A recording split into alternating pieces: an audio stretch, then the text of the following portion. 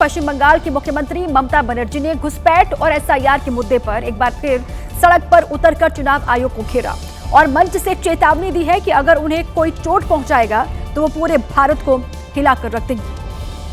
আমি বীরভূমে জন্মগ্রহণ করেছি তাহলে আমাকেও কবে বাংলাদেশি বলে দিত। घुसपैठ और एसआईआर पर बोलते हुए ममता बनर्जी ने कहा कि चुनाव आयोग तटस्थ होकर काम करे, न कि बीजेपी आयोग बनकर। ममता बनर्जी ने घुसपैठ को लेकर सवाल किया। नेपाल बांग्लादेश बॉर्डर का प्रबंधन केंद्र के पास है, एयरपोर्ट रेलवे सब उन्हीं की निगरानी में है, केंद्र सरकार कस्टम विभाग भी देखती है, फिर घुसपैठ का जिम्मेदार कौन? ममता बनर्जी ने चेतावनी दी कि अगर बंगाल पर कब्जे की कोशिश होगी तो अगले चुनाव में बीजेपी गुजरात हार जाएगी। ममता बनर्जी ने बीएलओ की हो रही मौतों पर भी सवाल उठाया और चुनाव आयोग को चिट्ठी लिखकर एसआईआर से जुड़े 2 मुद्दों पर हस्तक्षेप की मांग की। पश्चिम बंगाल की मुख्यमंत्री ममता बनर्जी ने मुख्य निर्वाचन अधिकारी की ओर से जिला निर्वाचन अधिकारियों को दिए गए निर्देश का जिक्र करते हुए 2 मुद्दों पर विशेष जोर दिया और चिट्ठी में लिखा है कि सीओ ने डीओ को निर्देश दिया कि एसआईआर और चुनाव संबंधित कार्यों के लिए संविदा पर डेटा एंट्री ऑपरेटर्स और बंगला सहायता केंद्र के कर्मचारियों को नियुक्ति न करें। वहीं दूसरा मुद्दा निजी आवासीय परिसरों में मतदान केंद्र बनाने के कथित प्रस्ताव का है। पश्चिम बंगाल की मुख्यमंत्री ने इन निर्देशों पर आश्चर्य जताते हुए सवाल पूछा है कि क्या ये मामले एक राजनीतिक दल की मदद के लिए उठाए जा रहे हैं। ममता बनर्जी ने 1 साल के लिए 1000 डेटा एंट्री ऑपरेटर्स और सॉफ्टवेयर डेवलपर्स की नियुक्ति के प्रस्ताव पर भी सवाल खड़े किए हैं और पूछा कि एक ही काम को 1 साल के लिए बाहरी एजेंसी के 1000 लोगों से कराने की क्या जरूरत है, जबकि जिला कार्यालयों में पहले से ही ऐसे कार्य के लिए पर्याप्त संख्या में सक्षम पेशेवर मौजूद हैं।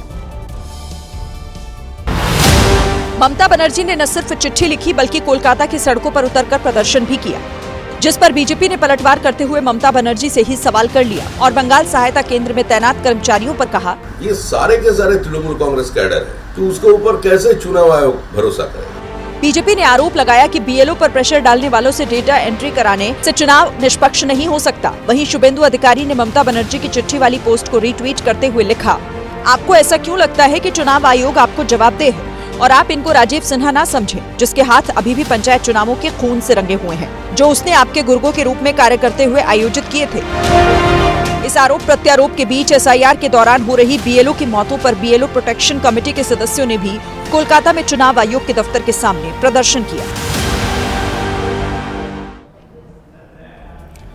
पश्चिम बंगाल की मुख्यमंत्री ममता बनर्जी ने मुख्य चुनाव आयुक्त को चिट्ठी लिखी तो एसआईआर के मुद्दे पर अखिलेश यादव ने बीएलओ के नाम लेटर लिख दिया।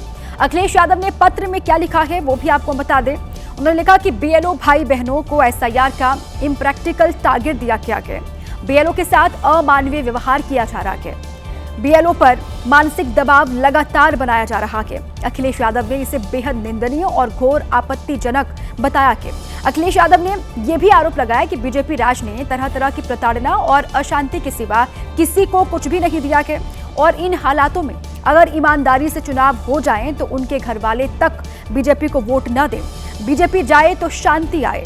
अखिलेश यादव ने खुद को हर बीएलओ के दुख दर्द का साथी बताया। यूपी से बंगाल तक एक के बाद एक बीएलओ की हो रही मौत पर चल रही सियासत के बीच दुखद खबर सूरत से आई। सूरत में भी एक बीएलओ की संदिग्ध मौत हो गई। 26 साल के रिंकल शिंगोडावाला सूरत म्यूनिसिपल कॉर्पोरेशन में टेक्निकल असिस्टेंट और बीएलओ की अतिरिक्त जिम्मेदारी संभाल रही थी। रिंकल सूरत जिले के ओलपाट तालुका के मासमा गांव में परिवार के साथ रहती थी।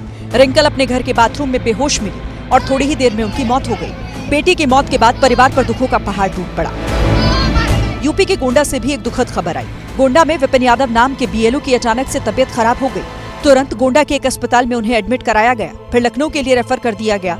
जांच में पुलिस को जानकारी मिली कि बीएलओ विपिन यादव ने जहर खाकर खुदकुशी करने की कोशिश की, लेकिन वक्त रहते उन्हें इलाज मिल गया।